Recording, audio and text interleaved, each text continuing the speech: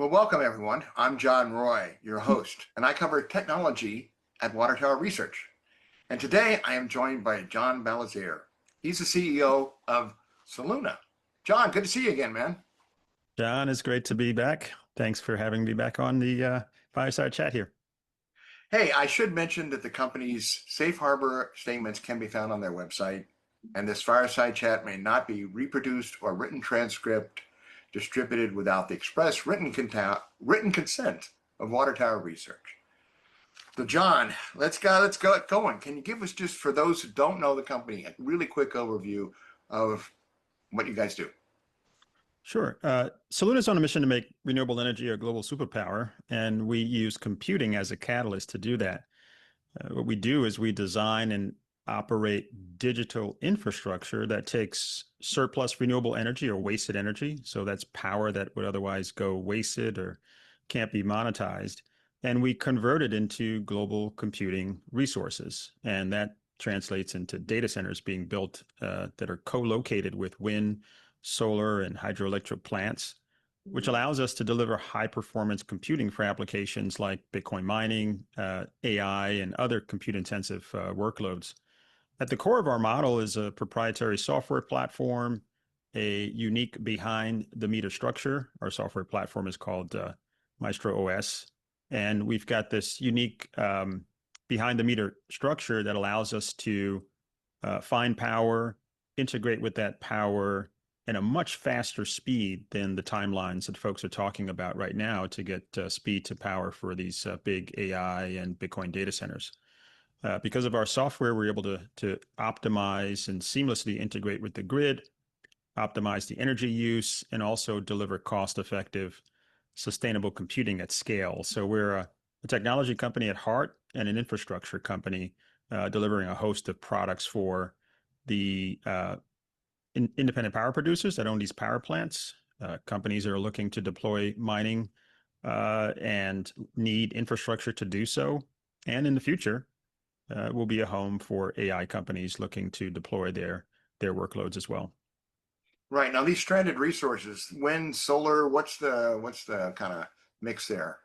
It's wind and solar primarily. If you look at our pipeline, we do have some sites that are on grid pulling power from hydro plants, but it's primarily renewable energy sources, grid scale. So most of the projects we connect to are 200 to 300 megawatts in size, and our average data center is about 150 to 200 megawatts in size. Interesting. So lots of potential out there as well. That's right.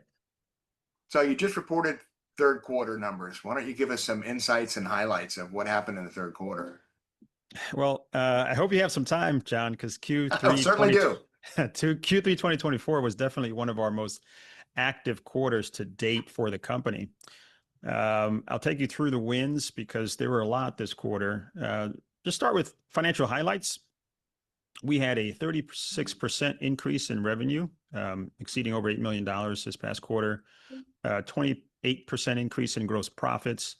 In our cash position, our balance sheet swelled to over $60 million, up from the teens that it's been before.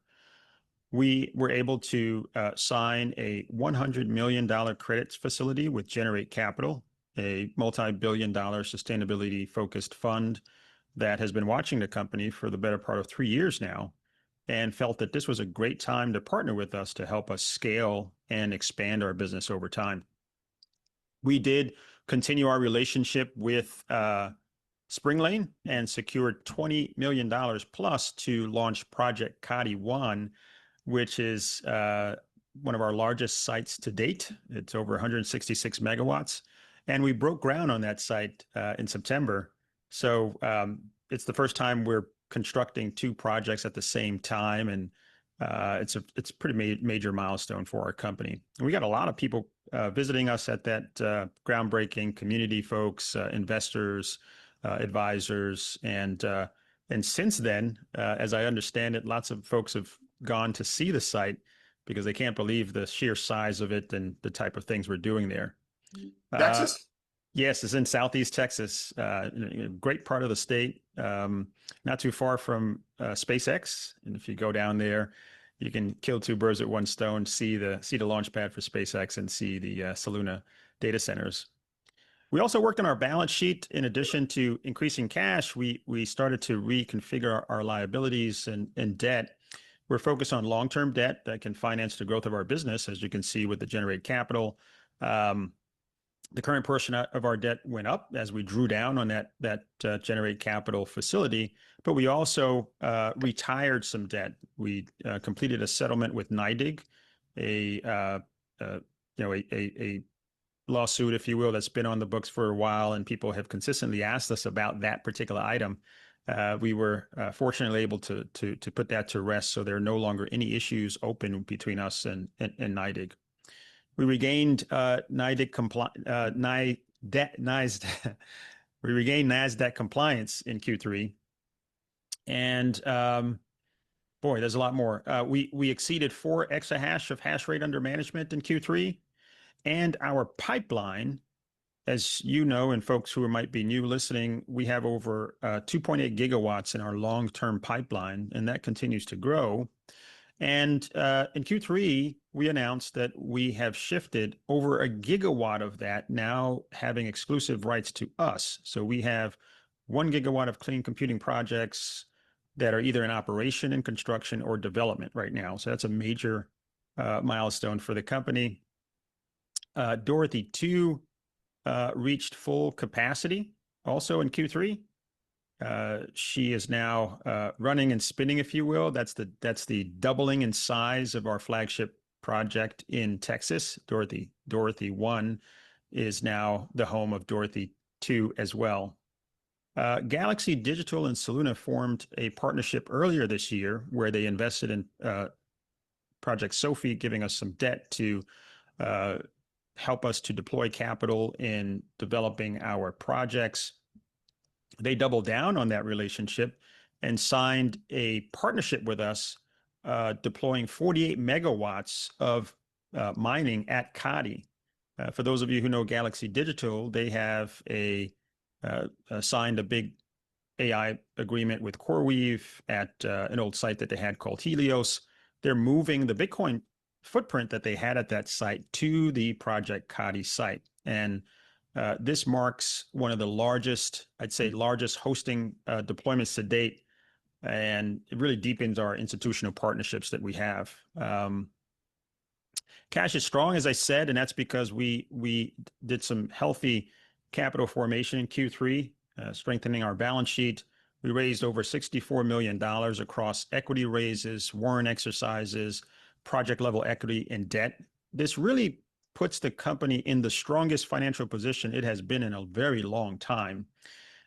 Gross profit increased, as I said earlier, 28% up from 19% last quarter, and revenue increased 36%, increased from quarter 2 to quarter 3 by $2.3 million, give or take. And that's driven by a lot of those big new customer wins that we had at Dorothy 2 and expansions across the landscape. I was before the fireside chat started, John, I was thinking about how many, year to date, how many deals have we signed around our hosting business, and I think it can very well exceed 150 megawatts of deals, and so that's telling you that business is very strong. There's a lot of interest. People are happy with the product and services we provide. As I had mentioned, perhaps in previous fireside chats, that we focus on this concept called relentless stewardship, which has helped us to deliver the highest quality of computing management and services in the industry. And people are taking notice and giving us more business and growing with us. So that's Q3. Well, I'm out of breath, but in reality, there was a lot going on there. For me, I always look at this and go, this is a great idea, right? Yeah. Because when it comes right down to it, your cost of energy is how much less than most? It's materially less. I think on average, if you look at the Bitcoin industry, it's in the sort of mid 50s per megawatt hour. And we make power in the 30s or less per megawatt hour, depending on the site and the time of the year. Right. So there's just definitely a lot of reasons why, obviously, people want to go to you, as long as, like you said, you deliver on the promise. The That's right. promise is That's right. there. Looks That's right. like you guys are really delivering on that. Thank you. Any, and I'm going a little afield for you, but any thoughts of, going outside the US at this point, or is that more of a long-term future? That's a great question. We do get a lot of inbound from folks in Europe and Australia where renewable energy and these challenges continue to be an issue for these companies. And we've definitely considered it. We've considered either partnering with those folks and then helping them in an advisory capacity to deploy, or bringing our technology over there. We haven't decided what that looks like yet and the timing, but those inbound calls are persistent these days and definitely increasing, especially as it relates to AI and Bitcoin. Um, there's just a lot of awareness of our business, the company, the name, and it's creating a lot of inbound. Well, the other thing, of course, is that these are long-term contracts, right? I mean, That's right. you've got, so these revenues are going to be coming in for quite a while. That's right. And as we grow the business, we sign contracts that allow us to grow with the customers and encourage them to bring their latest and greatest machines. But as we bring new projects online, our current customers are going to be the most likely folks to expand, right? In fact, the reason folks are signing up with us is because they see that we have a lot of growth potential. So uh, the companies who are our customers are some of the largest Bitcoin mining companies in the industry, and we're also starting to see new customers, and those are the OEMs, the customers, the companies that make the mining equipment are becoming miners themselves, and they quickly become some of the largest miners in the space, and they want to partner with us to get access to our infrastructure. And the reason they want to partner with us is because, of course, as we talked about, our service quality, our power costs, the design of our facilities, but more importantly, the ability to scale. If they want to start with 50 megawatts with us, they want to see a view to 300 megawatts with us. And that's kind of the opportunity here that we see, and why it's so important that we have the financial firepower and scalable platform to begin to grow that, to continue to grow that business. Not to mention other opportunities like AI. Yeah, no, I mean, cleaning up the balance sheet is awesome. And I think the other thing that, I constantly hear is you guys now have the kind of backing you need to go after some of these opportunities that were just a little too big before, I guess. Right, right. Yeah, it was hard for people to fathom our ability to monetize and convert our pipeline into spinning projects. But now I think that is a little bit clearer, that we have, at least some capacity to make investments in the near term.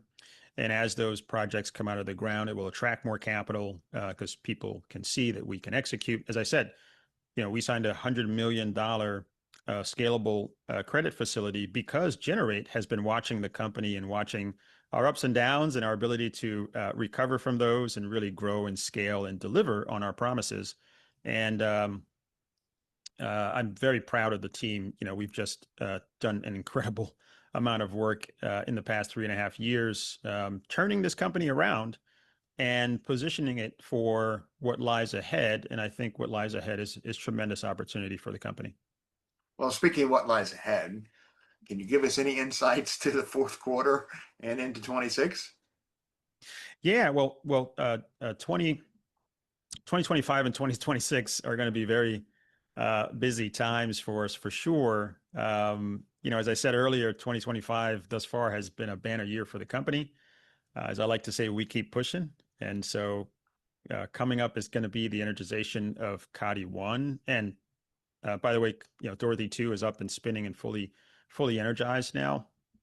We have new project announcements that we're going to make. Those are maturing. Advancement of the projects that are in that 1 gigawatt pipeline I mentioned earlier. You're going to see those advance through the development process and become shovel ready.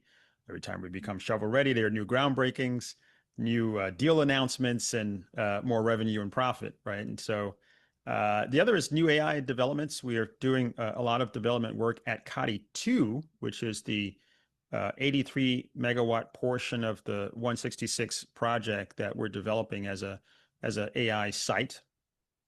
And you'll also see more capital formation and deployment of that capital into strategic opportunities that come our way. What I'd like to say is the way to think about the company is this is a new Slnh, really focused on scale and diversifying our digital platform. Great. Well, John, I kind of monopolized your time today. I know you got a lot going on, so I'm going to have to leave it there. I thank you for spending time with us today at today's Fireside Chat. Thank you, John. It's been a pleasure.